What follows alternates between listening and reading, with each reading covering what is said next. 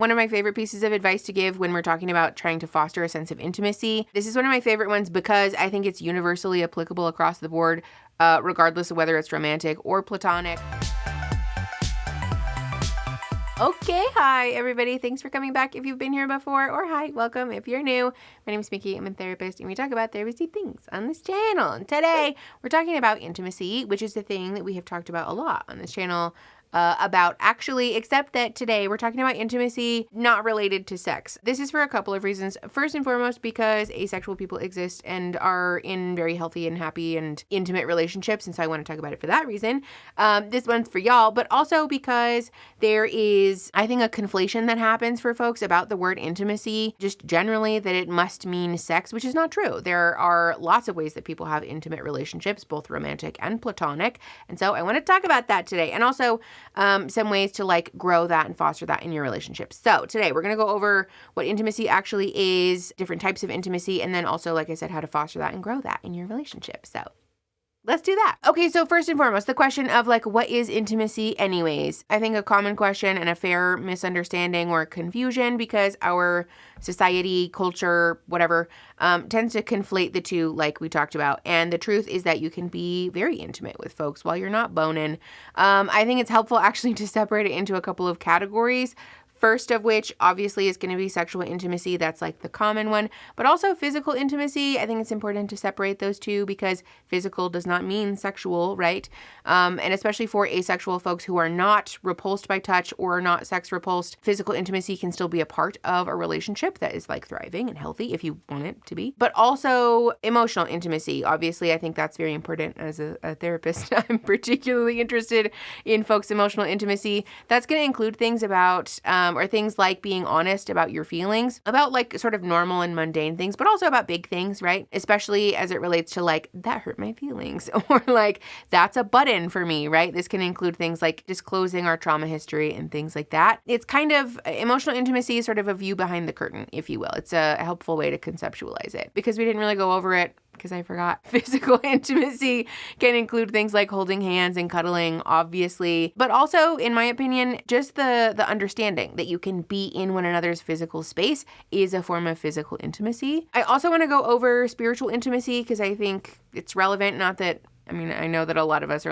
in our deconstruction era, but still, that doesn't necessarily mean an absence of spirituality. And so being open and honest and sometimes engaging in those spiritual practices together is a form of intimacy, right? Even just disclosing what your own spiritual beliefs are about what happens when you die, right? What's all of this for anyways? What is the universe all about? Those are forms of spiritual intimacy. Being able to be honest about that and not even necessarily having the same views, but just knowing that your partner knows what that is, or your friends, right? Family, whoever, knows what that is and respects that about you, that you're able to be transparent about that and practice that openly in front of them. One last thing, I wanted to talk about legal, financial, logistical intimacy. I don't really have a good word for this, so put that in the comments if you have thoughts about that. But I wanted to include this because, especially for folks that are practicing polyamory, this can be a form of intimacy that is important to be clear about and helpful to draw boundaries around, right? Talked about this on the channel before, but the concept of financial entanglement, right? That's a form of intimacy. Even if it's just something knowing your partner's financial status, right? Being honest about our debt, for example, that's a form of financial intimacy. But obviously this can include things like having a shared bank account and credit cards or what have you. But in my opinion, this also includes things like having a child together or being responsible for a child or children together, as well as pets, right? Living together, cohabitation, being on the same lease, all of those are forms of financial and or logistical intimacy. There's lots of different logistical aspects to a person's life that when we combine that with another person, again, in a romantic or a platonic sense, y'all, my hair is shedding out of my head just faster than I can get rid of it. My God. If you guys see me doing this, it's because I have hair all over me and it is a sensory nightmare. Anyways, actually, before we go any further, I want to talk to you about this week's sponsor, which is Dipsea. We've worked with them a bunch and I love them. For those of you that don't know, Dipsea is an app that is filled with hundreds of spicy audiobooks and it was created by women for women. So we love that. I am a big fan of hands-free leisure activities, which is why I love Dipsea because I can get lost in an audiobook while I'm doing something else. And Dipsea Dipsy has over 1,000 audiobooks that are crafted not just by professional writers, but also some really excellent narrators as well. Navigating the Dipsy catalog is super easy, so you can narrow in on your favorite stories like dark or sapphic or historical, and trust and believe they have a story for everybody. I think I saw some Scottish sailor action in there, and also some dark fae royalty too, so they've got all of your tastes covered. They also release new chapters every week, so you'll always have something new to get lost in, which we love. I have been really loving spicing up my me time with Dipsy, and I think that you will too. So for listeners of the show, Dipsy is offering an extended 30-day free trial when you go to dipsystories.com/Mickey. That's 30 days of full access for free when you go to DIPSEA stories.com/Mickey, dipsystories.com/Mickey. Thank you so much to Dipsy for sponsoring this week's video. Let's go ahead and hop back in. I want to talk about some ways that you can foster these types of intimacy, improve them in your relationship if you're struggling with that. But also I want to be clear, this comes up a lot in like couples therapy especially. Folks are under the impression that in order to like need exercises like this or to go to couples therapy or whatever, that your relationship has to be like rock bottom. That's not true. Generally speaking, actually, I would discourage people from doing that. Not that there's anything wrong with that. If you're in that place, that's perfectly valid and I would argue somewhat common. And if you notice that there are like warning signs, like yellow flags that are coming up, doing work around that is really, really important. And even if we're still in the green flag place, right? We're still like, we're thriving, we're feeling fucking awesome. Doing work on our relationships is never a bad thing, again, romantic or platonic. So do be aware, I guess, that these are things that you can incorporate in your relationship, whether it's struggling or not. So first and foremost, I want to talk about the somewhat obvious example. A lot of therapists give this example. I think it's actually pretty helpful though, especially if you are a person who is interested in sexual intimacy in your relationship and you guys are feeling like you're kind of missing each other right now. Incorporating physical intimacy with the boundary that there will be no sexual intimacy can be somewhat of a game changer. This can look like holding hands, cuddling, hugging, that kind of a thing. This can also include things like a cutesy little makeout sesh, right? Where you're clear that the boundary around that is that we're not going to be sexually intimate, no matter how excited we get or how well that's going. This can also include things like long hugs or more intentional kisses, right? Especially for folks who are cohabitating or if you've been in a long-term relationship, there is kind of this like kiss you goodbye sort of thing that happens over time, and making the intentional choice to separate that out and have a more intentional like eye contact, long, intense, passionate type of kiss will go a long way, actually, in creating a sense of intimacy and you just feeling very close with your partner. Did I even define what intimacy was earlier? Listen, I write outlines for my videos and I was so good at looking at my outline today that I skipped the initial part. So just as an addendum, I didn't really actually tell you what intimacy is. And I just reminded myself just now. But intimacy, generally speaking, is going to include that sense of closeness and like a shared like mutual knowing between two people. So this exercise, for example, having a longer or more passionate or intentional kiss, making out without the expectation of sex afterwards, those types of things, that can create a sense of mutual knowing, right? You're sort of slowing down and making the choice to be very present with your partner in this physical way, maybe even in a sort of suggestive type of way. There can be like other types of physical intimacy incorporated in this, depending on what your definition of sex is, right? That can create that sense of mutual knowing and that sense of like really seeing one another. That is really what's at the core of what intimacy is this sense of really seeing another person and knowing that they see you. Which actually is a great dovetail to talk about my second thing with you, which is that you can take time to share something that you really care about with your partner. Obviously, this can include different forms of media, right? But I would encourage you to move one step further than just sharing a movie that you enjoy with them or like giving a book recommendation, right? And move towards doing that thing together, right? So if there's a favorite book that you have that was like really instrumental in your upbringing or something that you just go back to again and again because it's meaningful to you or it has some kind of like special value to you, sit down and read that book to your partner, right? Or sit down and listen to the audiobook of that together, right? You can do this while you're on a drive or, whatever, like doing some other activity, but making the intentional attempt to like really share that with them, not in a passive kind of way, but in a more active type of way. This with other media obviously is going to include like sharing why this movie is so intentionally or so emotionally moving to you, a podcast episode that like really hit home on an issue that you've been thinking about a lot lately, all of those types of things, like sharing the underlying meaning underlying that thing is going to go a long way in creating that sense of like really seeing a person. And when they reciprocate that effectively, that's going to cause you to feel very seen by them. Okay, along with that, one of my favorite pieces of advice to give when we're talking about trying to foster a sense of intimacy, this is one of my favorite ones because I think it's universally applicable across the board, regardless of whether it's romantic or platonic, which is that you can teach someone to do a thing that is really important or valuable to you, right? So this can look like cooking together and not not in a passive way, but in a way where you're explaining to them, like, you want to cut these things into this size because it helps them, cook down faster, or you want these to be in larger pieces because you don't want them to be mush by the time the meal is finished, right? Sharing these things together.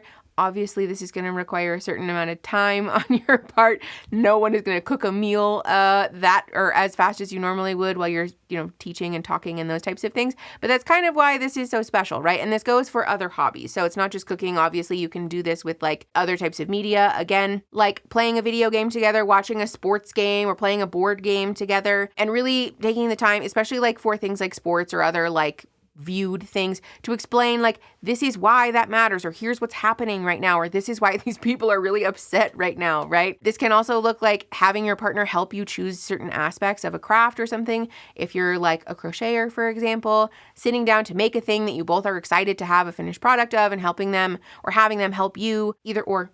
Choose like the color of the yarn and like the way that you're attaching the eyeballs. I don't know how to fucking crochet, but like, you get it. The point stands that you're incorporating the person into things that you do or that are meaningful to you. So decorating a room together, reading tarot cards or birth charts, repotting some of your house plants, right? Gardening together, computer building or video game modding, poetry writing, again, all of these types of things. It doesn't really matter. Any of your hobbies that you're particularly interested in that are meaningful to you, that have a value to you, right? Not just something that you do to pass the time, but something that like stirs up your insides, that makes you feel things. Sharing that with your partner is a really beautiful form of intimacy, not just because you're taking the time to do something together, but because you're sharing this part of your inner world that really matters. A lot of the advice around like how to develop intimacy in your relationship that's outside of sex is like, go watch a movie together or like go get dinner together. And it's not that those things are bad, right? Those are useful pieces of advice. And it's really important, I think, that the intention behind the activity or the date night or the thing that we're doing is to grow that sense of intimacy, and that you're doing it in a way that is very active. Along with that, I really want to encourage you, even if your hobby is like media-based or screen-based, to try to check out from screen time in whatever way that is applicable to you. So for example, if your partner really wants to share this movie that was like instrumental or transformative in their upbringing, put your phones away, right? Make a boundary between the two of you that we're not looking at our phones, right? We're putting everything on Do Not Disturb, and we're going to like sit and really watch the damn thing. It doesn't necessarily mean that you're not allowed to look at screens per se, but making the choice to be really actively engaging in the thing is the key here. Along with that, if you're if you're the person who's sharing the thing, or vice versa, make an effort to communicate, like, how does this thing speak to you, right? Why does it make you feel a certain thing? Or why do you come back to this hobby again and again, right? What does it mean to you? What's its value to you? Why does it make you feel things? If there are memories associated with that, like, share those things. That's a form of intimacy that is going to go a lot further, in my opinion, than just sitting and sort of passively doing an activity together, which is a great dovetail for our third thing, which is emotional disclosure, baby. I know that this is like a sort of cliche example, but it's important, and I wanted to bring it up because, again, a lot of times when we talk about emotional disclosure, especially in the sort of like listicle, like, not to shame BuzzFeed, I love BuzzFeed, but like in that kind of a way, emotional disclosure gets brought up as this thing of like, tell your partner something about yourself. And like, that's fine. It's not that that's bad, again, but I want to encourage people to really get intentional about what is underneath that, right? Not just in a like, hold on, I just started reading a sentence that was not applicable right now. I don't remember what I was saying because I got distracted. It's the nighttime. My vibe has wore off.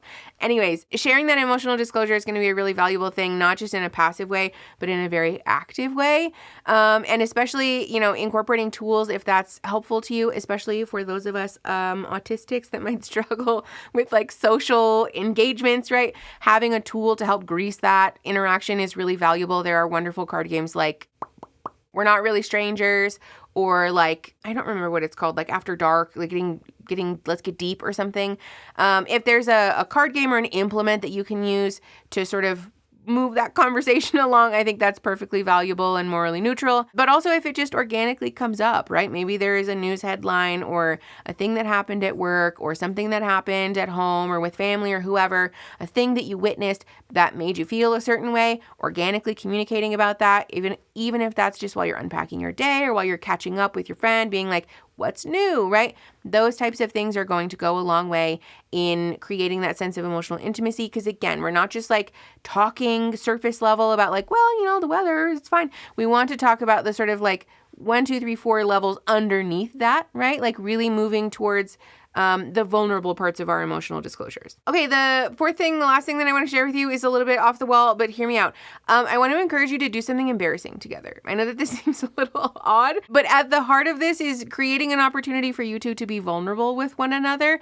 And the thing about being embarrassed is that it causes us to sort of confront these self-esteem and shame wounds that might show up for us. And so if we're in a safe place to do that with our partner, with our friend, the experience around that is going to go a long way in fostering a sense of intimacy. And this is not in a like bonding over trauma kind of way. Don't do things that are crazy. And also don't do things that are bothersome or hurtful to service workers or like people who are just doing their jobs, right? Don't go to like a fucking, I don't know, like Chipotle and be like, can I work behind the counter? Like, just don't do that, right? I've seen people do that in TikTok videos and that's totally fine, whatever. But like, don't bother people is what I'm saying. Don't inconvenience people just like walking around in their day-to-day lives. And simple, small things like going to sing karaoke together or going dancing together, right? Even if that's having a dance party at home, or if you're dancing out somewhere and like really freeing yourself from the binds of like what, you know, you think conventional dancing or singing looks like. But this can also be other things, right? Like physical pursuits, especially obstacle courses or like those mud run things that are going to put you outside of your comfort zone in some regard. Those are going to be the activities that we're looking at here. Another thing that came to mind for me in making the outline for this video is that trend where people are trying to paint each other, because especially for people who are not artists, that's a little bit of a vulnerable thing, right? These are all activities that, again, at the heart of what I'm trying to encourage you to do here is get to that vulnerable place where we're outside of our comfort zone and we're doing a thing that we're like, I'd really rather not be seen right now while I'm doing this. But choosing to do that with your partner, again, is going to foster a sense of vulnerability and intimacy because we don't let people see us that when we're embarrassed who are acquaintances or people that we're not wanting to develop a relationship with, right? Not just because the activity is going to be like memorable in some regard, right? But also because it's, again, one of those experiences where if we're choosing to be vulnerable in front of this person, that's going to promote that sense of intimacy. And again, all of these things, these are helpful in my opinion because they're like so far away from sex that there's not even the chance for that to get sort of confused or brought in when we don't want it to. I know that there is lots of advice on the internet about vulnerability and intimacy and like improving that in your relationship. And I want to be clear, there's like 3 million different ways that you can do this, right? Depending on how granular we want to get and how like specific we are about the activities or the things, the interventions that we're encouraging people to do. There's lots and lots of stuff that we can go over. If you want me to make another video like this, I can. Let me know what your thoughts are. But at the core, at the heart of what we're talking about today, I keep doing this. I love this hand gesture today. I want to encourage you to get vulnerable with people and get intentional about why you're being vulnerable about those things, right? Sharing that part of ourself and really letting somebody into our inner world is a beautiful act of trust and will form that sense of intimacy between the two of you. And so if you're able to do that in a safe way, and especially if you and your partner are both really bought in, you're both really on board to do this, generally speaking, it's going to correlate with positive outcomes in our relationships. So big love to you. If you're working on stuff in your relationship, been there. It's sometimes difficult, but it is very much worth it. Again, if you and your partner are both bought in and like really invested in wanting to see each other, but generally big love to you anyways, I guess, even if you're just not going through that. If you like the video, you can like the video, you can subscribe. We do stuff like this, and also a cute pop culture moment that I'd love to have you stay for. And then you can share the video to help the channel grow and to help each other grow, and I will see you guys next Saturday. Okay, bye.